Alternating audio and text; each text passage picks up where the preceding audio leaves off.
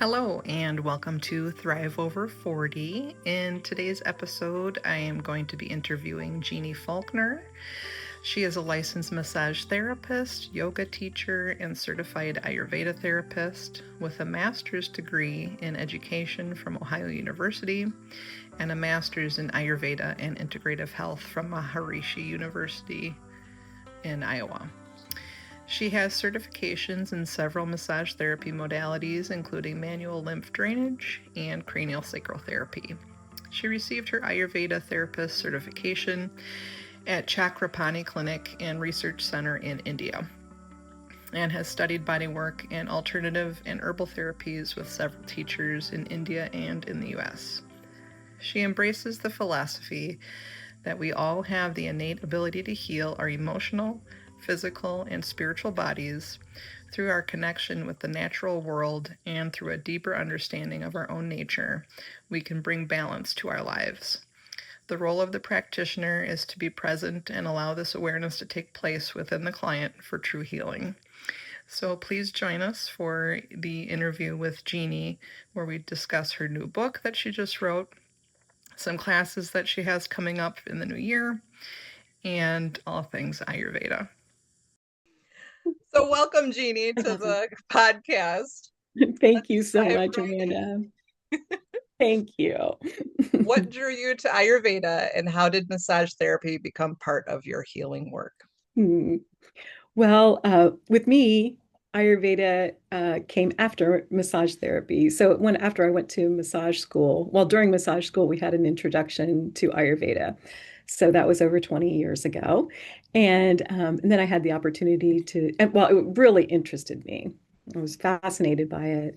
And then I had an opportunity to travel to India to study at Chakrapani Clinic. And then I learned Ayurvedic massage in the traditional way.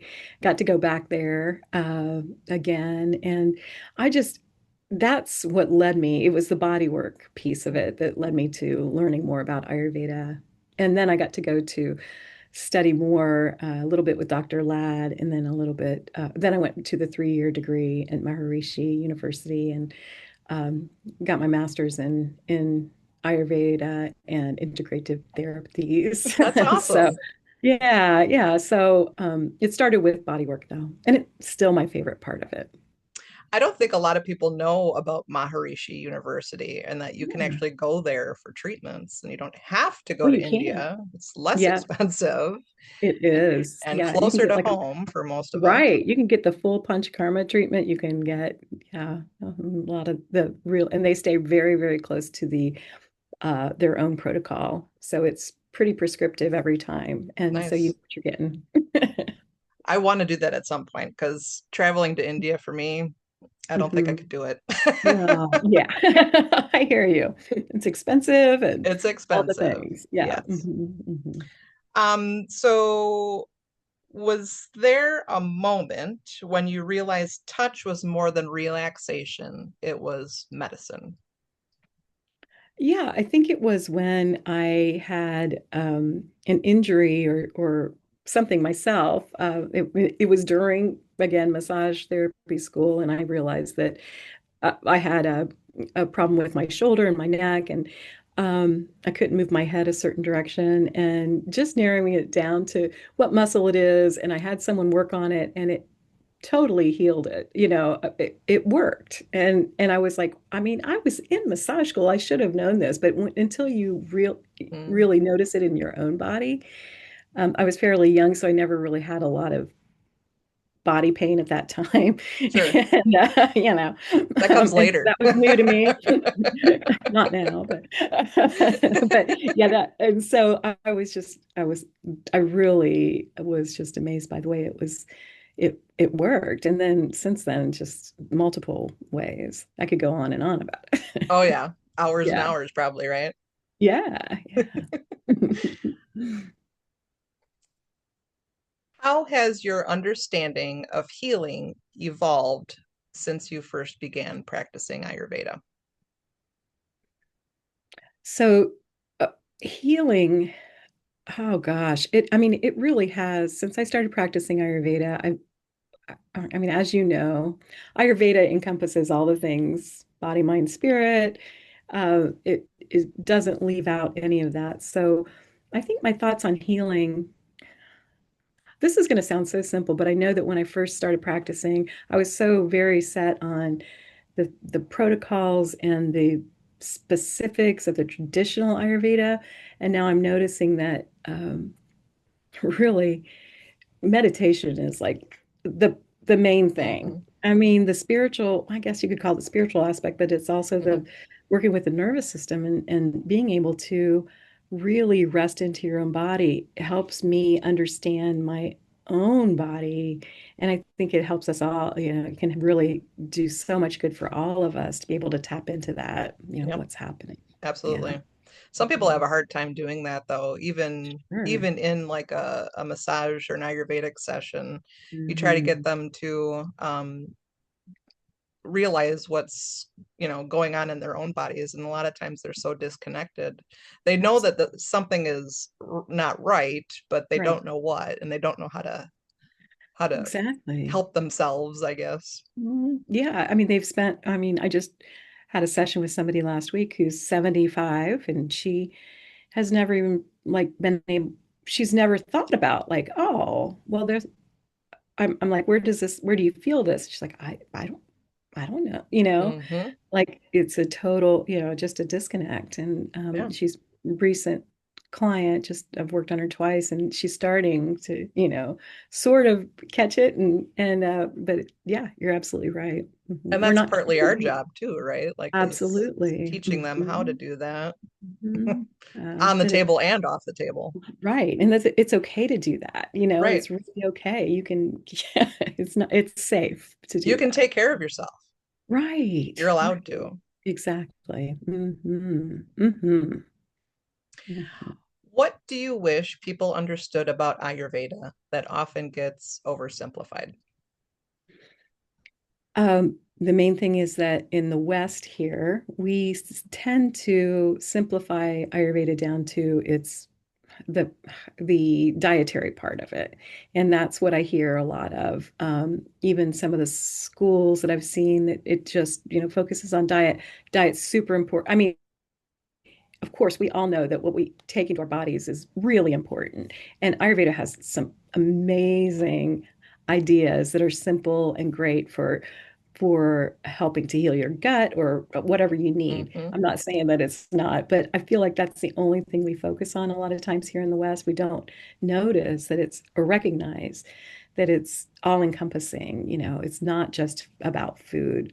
It can be about herbs. It can be about yoga. It can be about meditation. It can be about um, like the dinacharya, like a daily routine. Hmm. It can be about giving yourself a massage every now and then, the self massage. Hmm. So many pieces to this rather than just the dietary one.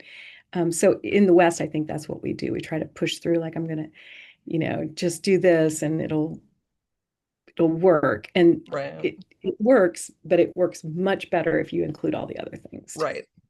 Mhm. That's exactly accurate. Like I see so, Mhm. and I'm in my own business, it's Mhm. people just come in, my clients are not usually like this, but it's like people just want to get a massage. You can fix me. I'm going to be in and out and we'll be done. It's like, Right. no, that knot in your shoulder is probably a little bit more than just muscle tension. Yeah. Like what is really happening? Right. Yeah. Yeah. So, yeah, True. Yeah. education is a Ah, huge portion of our what right. we should be doing. Big, big part of it. Um, how do different doshas tend to show up physically in the body? Yeah.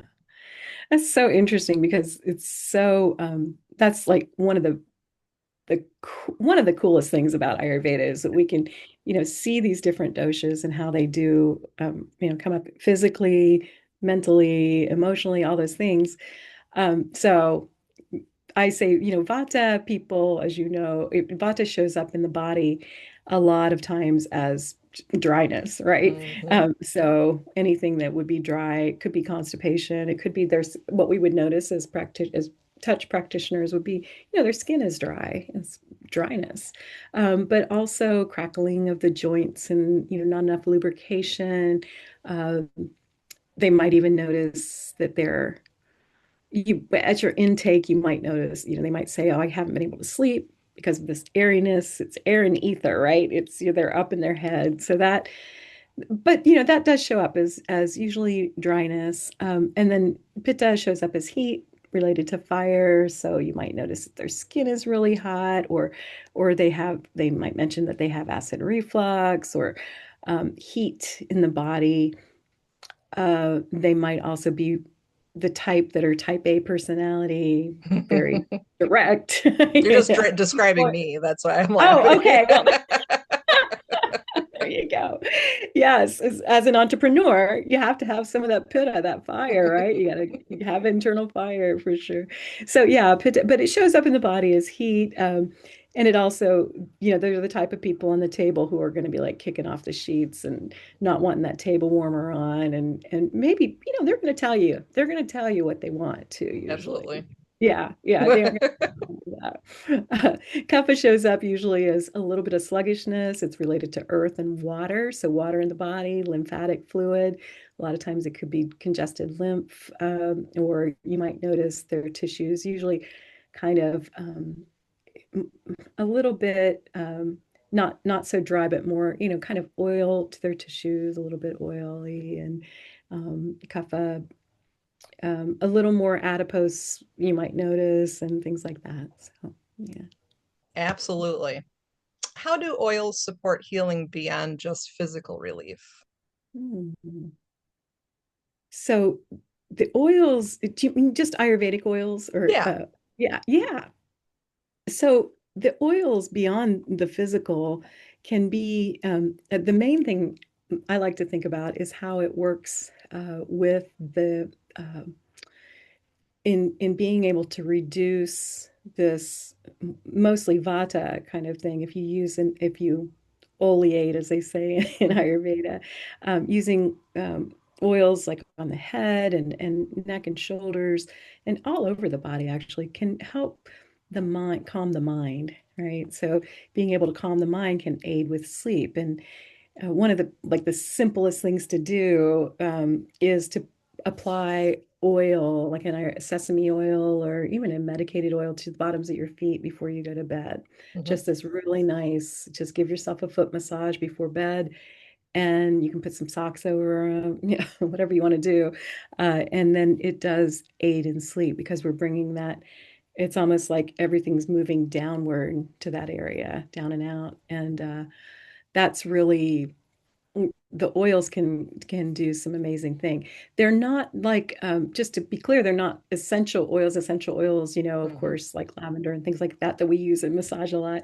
These are infused with specific herbs, so they could be Brahmi or ashwagandha or whatever is needed. But yeah, and that's a whole other topic. Sorry, Oh, yeah, for sure. but We could talk but another yeah, hour on just I oils. know.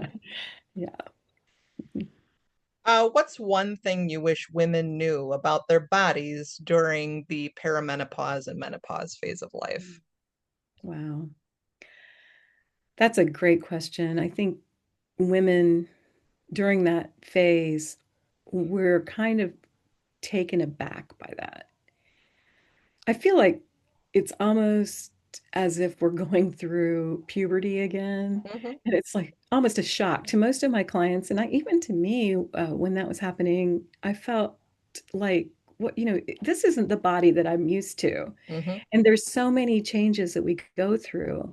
And I think the main thing to know is it's going to be okay. Right. We can balance it. We don't really have to do anything but be able to check in with ourselves and see what we need. So it might be as simple as I feel, well, like a hot flash. I feel hot. How can I cool that down? Maybe Right. spritz rose water, carry some rose water around with you. Simple things can be pretty profound for those of us going through that. The emotional effects can be pretty difficult for women sometimes, where we go through this kind of our emotions almost like we did when we were turning, 13, Mm-hmm. where our hormones are doing different things and just leveling those out. Again, checking in, place your hands on your heart and just take a nice deep breath in and out. It sounds so simple, but that can make a really profound effect. It doesn't have to be, Absolutely. yeah, you don't have to be totally medicated. It's not, there's nothing wrong with us. Right. This is just another phase of life that You we're, need support rather than Mhm. to cease. Does that Right. make sense? Support rather than Absolutely. Well said. Yeah, cessation, I guess. I absolutely. don't know. No, you're absolutely right. Yeah. What small, consistent practices support healing between sessions? Hmm. So a daily routine is great in Ayurveda. And so consistency, you said it, consistent practices. And if you look it up in a book, daily routine is going to be this long old list of things Mhm. to do before you get the kids off to school, which a lot of times, or before you go to work or whatever, a lot of times that's intimidating. And Sure. then people throw the baby out with the bathwater and say, I'm not Right. going to. Right. So just doing one thing for your daily routine. It could be scraping your tongue in the morning, right when you get up. It's super easy. Just get a copper tongue scraper, scrape that, and it's the first thing to your digestion. It helps relieve like bad breath and gets ama out of your system. It does so much. If that's the only thing you do, it's fabulous. Exactly. Um, yeah, yeah. Meditation, definitely. I guess if you're going to do one thing, it would be that. Just even for if it's going to be for like even a minute or two of just quiet sitting with yourself. If you've got a little cup of tea and you can sit, you're not going to do it wrong, and that will help you be able to not react as much to what's the external factors in the world. Yep. I know you know. Absolutely. I know. I do it every morning before I get my Mhm. kids up. There you go. Makes the Perfect. morning go a little bit calmer for me. Maybe not for them, Oh, but for for me it sure. is. Yeah, the way you can't change the external world much, Right. but you could definitely change the internal world, Right. the interoception. Yeah. If you could offer one piece of wisdom to someone feeling disconnected from their body, what would it be? Hmm. I think it's give yourself permission to rest and check in with your body. I'm feeling like we don't give ourselves Mhm. that it's okay to take a minute or a day for yourself and check in. How am I feeling today? Am I excited? Am I tired? Am I what and why? What is Right. going on, And I think that will help you just even if you take a moment every day. Eventually, that practice will begin to help you really be in touch even more with your body.